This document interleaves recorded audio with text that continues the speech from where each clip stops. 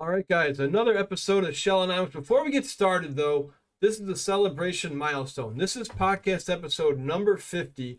So before we deep dive into season 5, I want to talk to our good friend again, TMNTDERTALK, Christian.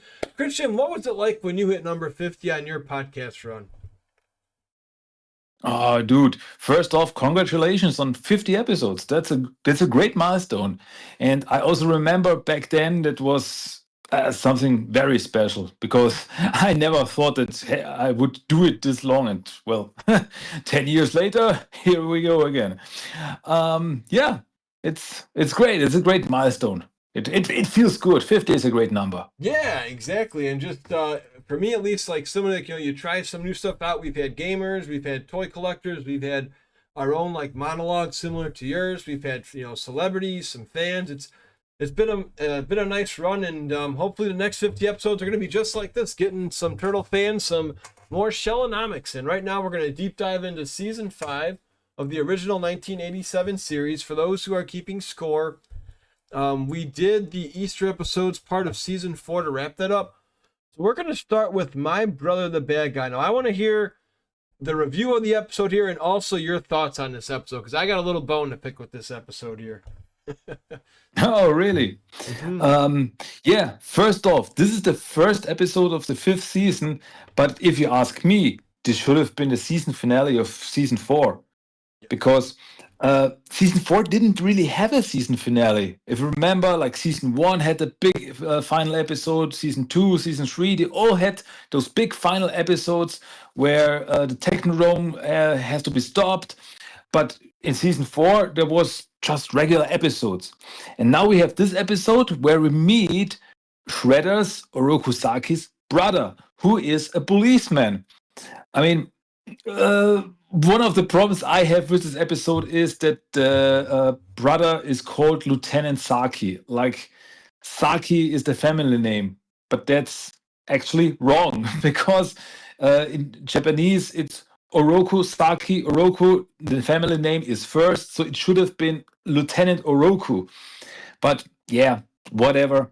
But yeah, we meet this guy and he works together with the turtles to stop Shredder.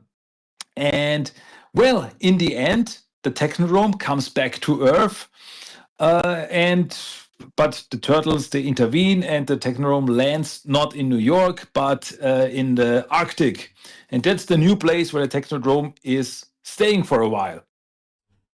Yep, I agree. Now, the one thing I did not like about this episode, well, the funny part was fine. The little comedy where where the Saki's brother tells them to go stand in the corner like little kids. That's fine, little comedic laugh for children. But the way you remember how the turtles won this? What did Splinter teach them? Do you remember the name of what Splinter taught these turtles to do here? The art of woo wee. Uh, It's such a bad what episode. was It it probably again? escaped your memory brain, which is totally fine. So the Yeah. reason this one stands out because this is probably one of the worst episodes, and I really don't want to poo-poo it too much because we all love turtles and we want to be a positive channel. However, this really just kills the whole, again, trying to take Shredder and Krang as serious villains. So Splinter teaches the turtles to do woo-wee, which is a good way in life. Sometimes if you're having a problem, sometimes it's just best to, take a deep breath and chill. Whether, you're in an argument with somebody in the family or work's getting you down, just to chill. But what happens here is Technodrome's coming back like a boss. And the turtles are like, let's just do woo-wee.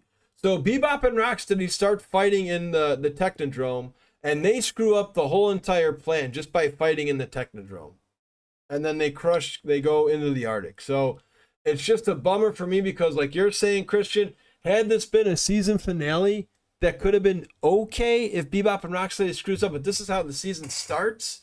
Is they're in the frozen Arctic. I just this is just I just really didn't like how this one turned out. I think it could have done a little bit better with the twist and all that. So yes, so the woo wee was the thing that just really had a bone to pick. But the good news Was this really?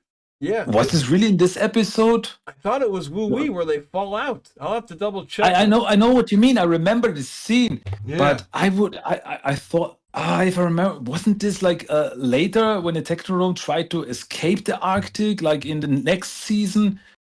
I'm not completely sure. Yeah, I don't. I I want know because I to. remember they come flying. It's like it was almost like above air or something. I should actually pull this up really quick. I know Yeah, I yeah, have because down we here. have this giant magnet. The Technodrome gets pulled to Earth.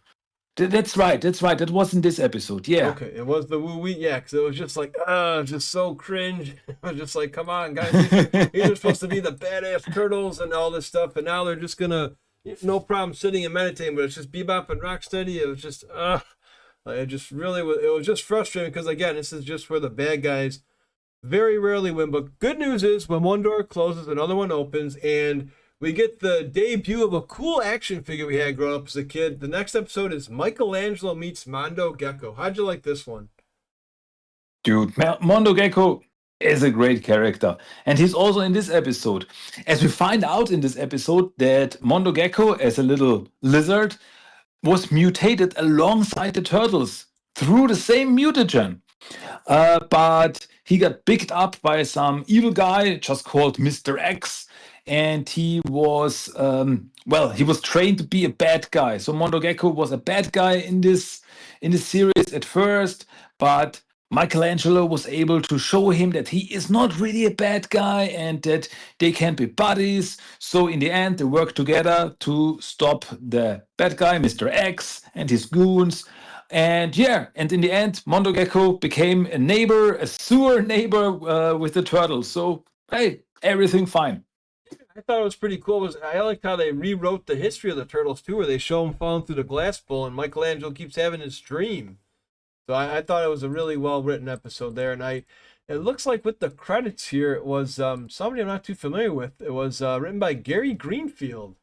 I'm not too familiar with his work, but good job. Kudos to you, writer of this show. This was actually a really good one. Yeah, I don't remember his name either. Yeah. Could be his only episode. Right, very true. I'll have to maybe we can get him on a podcast one day. Coming back though, our good friend David Wise at it again. Enter Mutagen Man, who is voiced by Rob Paulson. Raphael, how'd you like this episode here? Yeah, Mutagen Man is a cool character. I mean, his real name is Seymour Guts, and in this episode, he's like this normal dude who falls into this vat of unfinished mutagen. And I always thought this was pretty cruel because you see how he dissolves and all his body parts are floating in this vat. It's ugh. But then they built this robotic body to keep his body parts together, and he has the ability to transform into every other person. So at first, I mean, he was never a bad guy. He was never really a bad guy. Shredder used him to steal some chemicals, but yeah, in the end, he helped the turtles and he became a normal human again in the end. So for him, everything worked out. That's fine. And hey, the action figure was fantastic of Mutagen Man. Oh yes, I agree, and it's very hard to find too. We had a friend on talking vintage toys before. If you guys want to check out other episodes of how many pellets he actually has, because again, if you're a kid, you don't know. Oh, I got this toy. Well, there's actually a lot of pellets you have to get for Mutagen Man. So I thought this one was a pretty cool episode, almost like a Shang Tsung before in Mortal Kombat, where he transforms into all the characters. I always think of good old Mortal Kombat with that one. This next episode's kind of, I don't know. This is another just weird, bizarre episode with Donatello and I don't know if they're trying to parody off the Beverly Hillbillies or what's going on here, but take us through Donatello's bad time.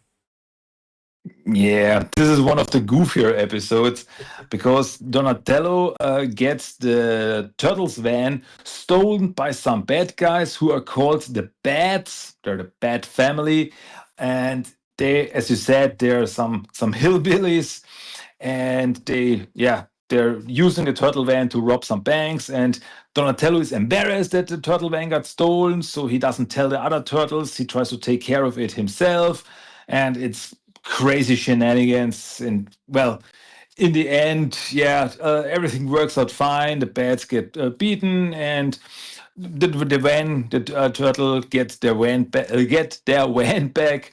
So everything works out fine in the end, as always. There's one scene in this episode that I always remember because the bats they steal like this weird diamond crystal thing, which is a power source for a machine that some kind of professor created.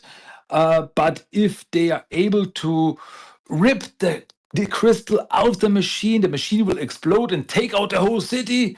And I remember this one scene where there's like this flashback, and suddenly the professor appears on screen. It's like, remember when they take out the crystal, the whole city would explode. Yeah, I know. I also hate flashbacks, but someone has to tell you. Yeah. Did you think any of these features on the Turtle Van could have made it as a part of the toy, or did you have any favorite features that Donatello added in this one? One thing I remember is when it got like this on on on on stilts when it rose, something like this. I guess this could have been a feature on the Turtle Van, or but I don't think the others. I mean, yeah, of course, there's things like smoke. It can create smoke, or it can create ice. Things like this, like okay, this could work. Um, but others, there's this one scene when the turtle van gets really flat to fit through an alley. Um, I don't think that this could have worked on the toy. Yeah, I agree exactly. Just some real shenanigans. Good if you're a Donatello fan, he gets the spotlight. But yeah, that one was just one of those where, it was cool to see. But again, it's one that really doesn't have any plot points. But I guess again, if you're a Donatello fan and you want to see some wacky Ninja Turtle gadgets on the van, you'll enjoy this one. Then we come back to our good friend David Wise with Michelangelo meets Bugman again. I didn't think that Bugman would come back for a second episode because, as we talked earlier, Christian, in season 3 and 4, a lot of those guys in season 4 were just one-offs. But were you excited to see Bugman once again? Yeah, actually, yeah. I was surprised to see him again, as you say. I also thought that he would just be a one-off character, but it was cool to see him again, and that we got some backstory from him. As you remember, in the last episode when we talked about the first Bugman episode, I always thought that it was weird that there was a comic book about him, but he really existed. And actually, in this episode, we find out that there's this guy. What was his name? Cherry Spiegel, who was a comic creator. I believe so. Yeah, and he was a comic creator, and he wrote down the adventures of Bugman because he couldn't think of a story of his own. And so now everybody knew about Bugman and knew his secret identity, and that caused trouble for him. And we get a new villain in this episode called the Sweater, who is a parody of the Shredder, like a cheap knockoff of the Shredder. Well, in the end, it turns out that it is the comic creator himself, and that he wanted to create a comic book about the turtles. So little meta here, a little meta gag there. Because in the end, like the turtles, like, ha, wouldn't it be crazy if there would be comic books about us? Yeah, that would be insane. And then Michelangelo pulls out a TMNT comic, like, whoa, this is the best stuff. Like, nice. Yeah, come on, you dudes read it too. Something like that he says too at the end of the episode, right? Yeah. No, I had fun with that one. I enjoyed that one a lot. That was a good one. Then we go into another one where I was just pushing the toy line too here with Muckman and Joe Eyeball. How'd you like Muckman Messes Up? This episode, you gotta admit, in this season we have lots of new mutants, which didn't happen that much in the series if you think about it. But yeah, in this episode we get Muckman and Joe Eyeball, who were just two normal guys. Like they were what were they doing? Their job was Garbage Men, right? I think. Garbage Man. Thank you. Yeah, Sure. that was it. Something with trash. I couldn't think of something dirty, yeah. I couldn't think of the word garbage man. Yeah, and they by accident get mutated into, as you said, Mugman and Joe Eyeball. And they also had this weird mutant power that whenever the turtles got close to them, the turtles got really, really weak. And so, of course, Shredder used this. And it's once again like the story where the Mugman and Joe Eyeball think that the turtles are the bad guys and Shredder's the good one. But in the end, they find out, yeah, of course, it's the other way around, and they help the turtles. Uh, Pretty much like the Mondo Gecko episode. We get a little, yeah, it's pretty similar. And but yeah, one thing I always remember about this episode is in the end, the Mugman and Joe Eyeball they still are mutants, and they're like, and Donatello's like, I will find a way to turn you back into normal humans. Well, we never see them again, so I don't know. Did this work out? We will never find out. Yeah. And I think Irma was crushing on Joe Eyeball or something, right? Or Joe Eyeball was crushing on Irma, right? One of the two. I think he gets Yeah, garbage this or way something. around. Oh boy. Then we go into Napoleon Man. I think anybody who was a kid remembers how Napoleon talks in this one. Napoleon Bonaparte, Colossus of the Swamps.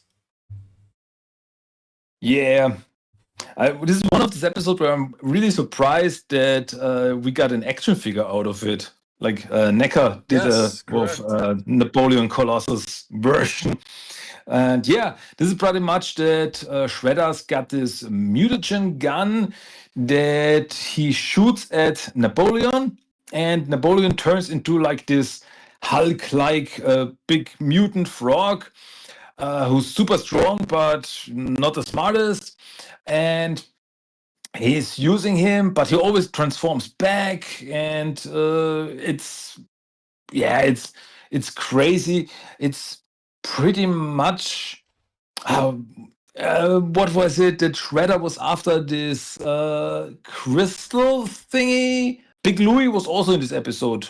Yes. Was this the first episode with Big Louie? No. He was in the again. It's pretty. We have pretty good memory. So real quick though, you are correct. That was season 6 with the Woo Wee. I did my research, and then this one with Big Louie, he was actually in the Big Cufflink Caper. I believe that was his first episode. Yeah, where the correct. Turtles worked with him. So pretty good for our Yeah, knowledge. that So, was we it. got this is well over 30 plus years in our databanks here, and this is just pretty much just being fans of watching this, on and on again. So yeah, you're correct though. With Big Louie, that was a good episode. It was pretty cool seeing the Punk Frogs again, and you are right about that NECA figure too. That is actually a pretty cool figure to see a giant, ally of the Turtles instead of just always having Android Krang. Yeah, exactly. All right, now we get into a very interesting episode here about Father Time and life. Raphael versus the volcano. How interesting was this one to you about Raphael and his life expectancy?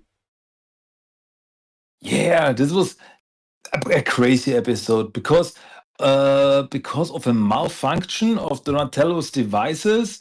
Like he built like this health checking device, and this device tells Raphael that he's about to die. He's very, very sick, and he's gonna die very soon. And what does Raphael do? He thinks, "Hey, I've got nothing to lose." So he turns into a superhero. He puts on a superhero costume and calls him the Green Defender, if I'm correct. Yes. And yeah, he's doing all these crazy things. Like in the end, he jumps to get some chemicals out that would destroy the wildlife of Earth. And he's like, hey, because if I die here, it doesn't matter. It's really crazy. He's pretty daredevil-like. Like he's the turtle without fear. He doesn't care anymore. And yeah, but in the end, Raph Raph gets to know that he's not gonna die. He's totally fine. The machine malfunctioned, so everything's cool. The turtles stop the bad guy. Everything's fine in the end, as always. Yeah, exactly. Now this is one of my more actually favorite episodes here. This is probably Baxter's best episode in my opinion, Landlord of the Flies. Did you enjoy this one? This is an interesting episode because, as you said, it has Baxter in it, and he learned to control flies. But it seems to be somehow out of continuity with the other Baxter Stockman episodes because Baxter does not come back from the dimensional limbos. He's suddenly just there, and he didn't bring his computer buddy. Seth is not there. But in the next episode, when we see Baxter, he is there. It's somehow out of continuity. I don't know. But as you said, it's a very entertaining episode. Like Baxter with all these flies and all these flies everywhere. It's bit disgusting, I gotta say. But yeah, actually, Baxter was pretty competent in this episode. I gotta admit. Yeah, I like this one. It was almost like the Rat King where he has all his rats. Baxter has all these flies just summoning him around like a huge army, trying to make it almost like a horror movie on a cartoon with all these flies attacking it. So, yeah, I enjoyed this one. Yes, Baxter was not as, I guess, watered down with his IQ points at all in this one. So, here's one of the episodes I actually never knew existed until I had the DVD. So I thought my friend was pulling my leg. He's like, yeah, there was this one episode where Donatello clones everybody, which is why he's the best turtle, and the evil Donatello turtle wins. I'm like, what? He's like, yes, there is an episode that exists like this. So finally, I get season 6 on DVD, and I said, oh my God, this is the episode. And this is another excellent episode. Can you walk us through this one? Donatello's duplicate. Yeah, as you said, in this episode, Donatello creates a clone of himself, but once again, because of some malfunctioning of the cloning device, the clone is 10 times smarter, 10 times stronger than the real Donatello. And yeah, he's actually really arrogant, and he's working against Donatello because Pinky McFingers is back in this episode, and he's working together with the Donatello clone to clone all these rats to take over the city. I mean, not really take over the city, but instill fear on the people of the city so that they can steal everything that they want. And the Red King is also in this episode because he's working together with Pinky McFingers in the beginning, but then Pinky McFingers betrays the Red King, and so the Red King helps the Turtles to stop Pinky McFingers. Once again, like earlier, the Red King is actually sometimes a real neutral character. He's not totally bad guy. He's like, I'm working together with whoever is best for me. So yeah, pretty cool episode, gotta say. What are your thoughts on that, actually, Christian? Your own personal thoughts about the Rat King showing up in so many episodes, and sometimes he's not the main villain or the star attractor. I think it's pretty cool how he does that once in a while. Yeah, absolutely. It makes him a very interesting character. I mean, throughout the whole TMNT multiverse, I gotta say, Red King is one of my favorite characters, even though in every universe he's completely different in a way. But I love this. Like in the series, he's this mysterious person. He only suddenly appears. Nobody knows where does he come from. Who is he in reality? We only know that he is the Red King, but who was he? Why is he like doing what he does? I like this mystery about him, and so I was always happy when the Red King appeared because you never knew what's gonna happen with him. It's actually a good point. Yeah, is he going to help the Turtles? Is he not going to help the Turtles? You know, in Great Baldini's episode, he's just there to look at some artwork. So it is pretty cool how he comes around. And now we go into not Frosty the Snowman, just Frosty, Bebop's buddy. I enjoy this just because I always preferred Bebop over Rocksteady. So how'd you like Bebop calling the shots with his new buddy and the Ice Creature Cometh? Yeah, once again, mutant episode. I mean, Pio and Rocksteady even comment on this episode when Frosty was created, when Frosty was mutated, it's like, that's gonna be one of these mutant episodes again. And yeah, so there's this gigantic ice mutant creature, and I really like in this episode how he bonds with Bebop because Bebop pulls out like a rocket from his hand, like You know, the old tale with the lion and the thorn. And so the creature really likes Bebop and does what Bebop tells him. And so, of course, they go to the city to cause chaos, and the turtles have to stop this gigantic creature. And the ending is, I gotta say, pretty sad because in the end, Frosty melts and Bebop is very sad and even cries a little bit. It's a heartfelt episode.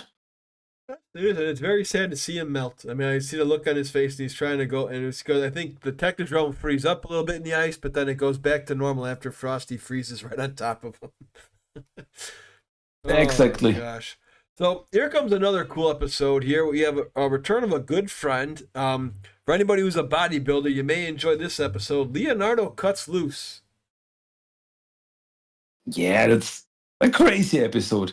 First off, Casey Jones is back. In this episode, we have Casey Jones because Leonardo needs some help from him because the other turtles, the other three turtles, they get captured by some, well, bodybuilder goons who are actually some nerds who created a machine that can like turn them into super strong bodybuilders. It's crazy, yeah. I mean, we're in season 5, so stuff gets weird and weirder and weirder. And yeah, so Leonardo and Casey Jones have to work together, and it's pretty interesting episode because Leonardo is always like this. I need a plan to do something, and Casey's always the guy like just rush in and yeah, hit the bad guys.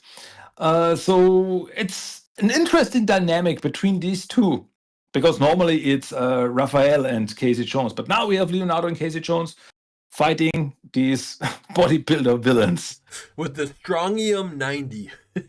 What a random. Yeah. Yeah, it's this one. I mean, David Wise actually wrote this one. A lot more comedy than action. Still pretty cool. The turtles randomly get a workout machine at the sewer, but then where the zaniness comes in, remember, doesn't it teleport them, Christian, from their lair to their home base? Right? I think they're like doing curls or somebody's using like the lat press pull down machine, right? And it takes them to their base. Yeah. Yeah, exactly. Because the turtles, they think like, hey, we have to work out to get as strong as these bad guys. Yeah, it's crazy. Yeah, exactly. Another one that we encourage you to watch. Now, I'm glad we were on the same page with just the notes we have here with the first episode being My Brother the Bad Guy, because over here, this next one is a two-parter, but it also aired on prime time. Also was a VHS tape. I really enjoyed this one. We'll just do both episodes together, and we'll combine them to Planet of the Turtleoids with Kerma. Oh yeah. This is another episode with a planet full of turtles. We already had that one, but Yes. this is a pretty. I really like this episode because it felt so different. It felt so special always for me because we get at the start of the episode we meet Tattoo, and then we get to meet Groundchuck and Dirtbag and Kerma, the little alien turtle, who will come back later again.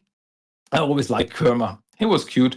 And yeah, and also Chrome Dome is in this episode, and the Technodrome Scout vehicle that was also a toy. So this is really full with new characters and pretty cool characters. And yeah, in this episode, the turtles like go to this planet of the Turtleoids where all these turtle creatures live, and there's this gigantic two-headed dragon called Herman the Horrible, who causes trouble for the Turtleoids. So the turtles have to stop him. And well, in the end, it turns out that it's just a robot. When the turtles come back to Earth, they also have to stop Chrome Dome and this mini Technodrome. So I gotta say, this is one big episode. Yeah, it's a two-parter, so it makes totally sense. It always felt like a really big special episode for me. Yeah, and it's pretty much like you said. David Wise kind of figured out. It's like, you know what? If the turtles are gone, why can't Shredder just take over New York? And that's exactly what they were trying to do in this one. So Good call on that Mhm. too, where they finally tried to just it was funny when they come back, they make short work of Chrome, and again, that's just due to the episode time. They only have about roughly 20 again now on Netflix and Hulu, you're able to have the freedom to have these episodes as long as you want. Like I was really big into Cobra Kai, and I know sometimes it will be a 30-minute episode, sometimes 45. But back in our day when this Yeah, was just on regular television, episodes ran about 23 minutes because they had to squeeze in all those commercials. So exactly. now we go into Mr. DJ, the Slicer. Who was the Slicer in Pirate Radio?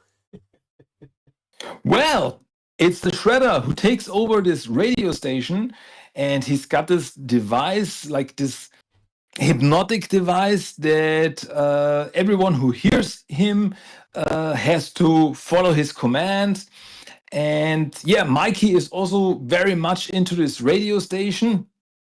And yeah, I mean, the story is pretty weird because Krang like creates this chasm, like, and he wants everyone in the city to fall into this interdimensional chasm. And so Shredder commands them, yeah, go there. And so it was always kind of weird, but yeah, it was. And the Turtles, they threw Mikey out in this episode because he was always blasting his music, and they were pretty pissed about it. Yeah. So they threw him out of the lair. It's it's a crazy episode if you think about it. It's like it's pretty hard to get the whole story together. He's walking around. They're like in boats going right. I think right. Isn't Urban Vernon paddling a boat or Yeah, right? It's this one and is even a definitely bathtub. yeah. That's right. Correct. Yeah, this one is really all over the place. Then we go into one where I believe they make fun of Crime Dog here with some disguises. Raphael, Turtle of 1,000 Faces. Yeah. This is the episode where we meet Maddox McMutt, a new bad guy, like a little crime boss who is all about dogs. He looks like a bulldog, and he's got this dog motif, like his home building is like a fire hydrant, stuff like this, crazy. And Raphael has a new passion. He wants to be like yeah, he's totally into costumes and trying to be undercover. And so he dresses himself up as Maddox McMutt. And so, of course, both of them get confused because Maddox, of course, also gets insomnia. So he doesn't remember that he's the real Maddox until he gets hit in the head again. Then he remembers again. And they're crazy shenanigans once again. But I like that in the end of the episode, or near the end of the episode, April showed that she's got some ninja moves of her own. She fought for once, and the Turtles were very impressed by it. And she's like, "Hey, I'm hanging around for with you for a while. I gotta pick up some of the stuff you do." So that was a pretty cool, pretty unusual thing here. Yes, I agree. I enjoyed that little spot with April. Yeah, and Raphael, who's Raphael? It's like he keeps getting knocked unconscious. Yeah, that one was pretty fun. How about this one? Well, actually, actually, yeah, 3 episodes in a row now. We're going to have returning characters. So, who comes back in Leonardo the Renaissance Turtle? Yeah, in this episode, there's a new police robot called Lex. So to fight him, we get the return of Rex 1. Yeah, I mean, we hadn't seen him since season 2. So it was like, yeah, that's been overdue to see him Yeah, again. And the story is also about that the other turtles are out of town. So Leonardo has to take care of this whole situation together with April and Rex One. And so yeah, Leonardo becomes the Renaissance turtle because he's able to do all the stuff that the other turtles are doing, more or less, like being sarcastic like Raphael and being smart like Donatello and so on and so forth. And yeah, it was just cool to see Rex 1 again. That was a good one. Yep. Yeah, that was like, and again, if you're a Leonardo fan, I think you'll enjoy this one a lot because he is the main star. So, this one's a little, I don't know where they were going with this one, but this is where we get Wingnut and Screwloose, Zack, and the Alien Invaders. Yeah, in this episode, we get the return of Zack, and he's totally into this alien comics, and he starts to see aliens everywhere, and it drives everyone nuts. So he gets sent to like this military school, and it turns out that this military school is actually it got taken over by, as you said, Wingnut and Screwloose. This is their debut episode, and well, their only episode. And in this series, they are the bad guys, even though in most other incarnations they are good guys. But here they are bad guys. They're alien invaders. They try to take over the world with the help of little kids that they brainwash. Okay. And they also got this robotic cockroaches. But of course, the turtles, they stop them and they flee, and that's the end of them. We never see them again here. Yeah, this was. I don't know why you would want kids to take over the world with, but to each their own. Yeah, I know this was years before, but you're close to my age. Do you remember the Power Rangers movie? Those cockroaches remind me of Ivan Ooze's big bugs, the robotic bugs. Oh yeah, there's similarities there. Yeah. Resemblance there. Here comes another friend that I didn't think we'd ever see, but the Polarisoids come back. Which I believe his family comes back, or at least the kids, right? I think Mikey babysits them and welcome back Polarisoids. Yeah. He brings his whole family. His wife is also there. And we also, in this episode, we get to find out that his name is Fripp, because in the first episode, he was always only called the Polarisoid. We never got his name. And yeah, he comes back with his camera, and Krang gets his hands on the camera, and he uses, if I remember correctly, he's reverse engineering the whole thing. So all these things that the Polarisoid took pictures of at other planets, they start to appear in the city, like some monsters, creatures, and even volcanoes, causing trouble for the turtles. And yeah, that's pretty much. And yeah, as you said, Michelangelo is babysitting the kids, who are annoying as shell. And yeah, I guess that's pretty much it. Yeah, that's pretty much. And then we get, so Mikey fans, we get back-to-back Michelangelo episodes, and again, Christian, we really don't get a season season ending here. I think we both agree season 3's ending is probably the best one we get for a while, because these other season endings are kind of all over the place. This one is Michelangelo the Sacred Turtle to bring us home for season 5. Yeah, this is, as you said, this is once again just a normal episode, no season ending. And once again, in the next season, we get an episode that could have worked as a season ending, but Yes. well, whatever. So yeah, this is the episode with the typo in the title, because Michelangelo is written wrong in the title. It's Michelangelo. It's okay. Yeah, this is once again a pretty weird episode, because we get another bad guy who's like this professor for Egypt and for Egyptology, and for mummies, and all this stuff, and the pyramids and things like this.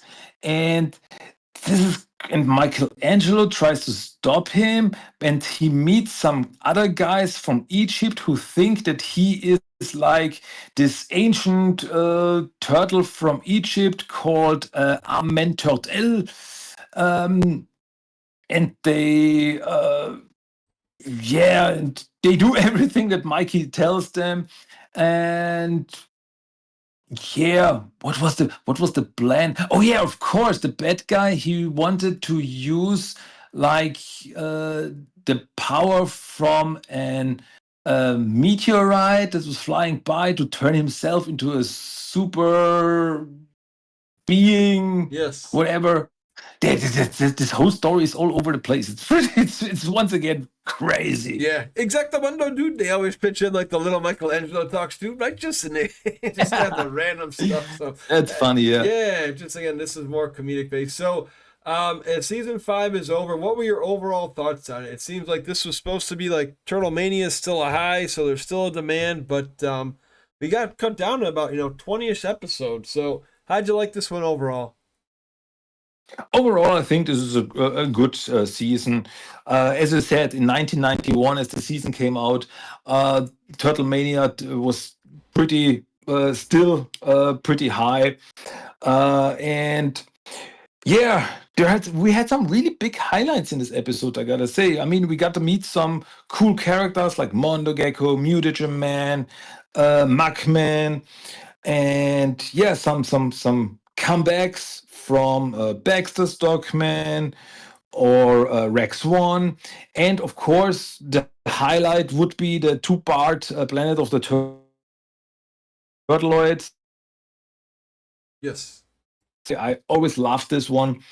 Yeah, overall there are some pretty strong episodes, and overall I gotta say it's a strong season. I mean, it's already season 5, and we know as the longer this series runs, the weirder and wackier it gets. And yeah, we can see this in these episodes. But overall, still, I think this is a good season. I gotta say, I really enjoyed it. Yeah, me too. A lot of good episodes. And so next time we get Christian on, we'll talk about season 6, the one that I have the real big bone to pick, the woo wee, as Christian was correct. It is in season 6. And it sucks because that episode started off so good with General Trag. But we're going to save that for another episode. Christian, before we go, can you let people know if they want to find out more turtle info in Germany, where they can find you, friend? Yeah, if you think, this Christian is an interesting guy. I want to hear more about him. Well, you can. I've got my podcast, TMT The Talk, where I release, yes, German, but also English episodes. So you all can check him out on Apple Podcasts and Spotify and pretty much everywhere else. And you can get all the information about my podcast at tmnttalk.com. I've got a big website. Check it out. All right, Christian, thank you as always, my friend, and hopefully we'll see you soon for season 6. I'll be there.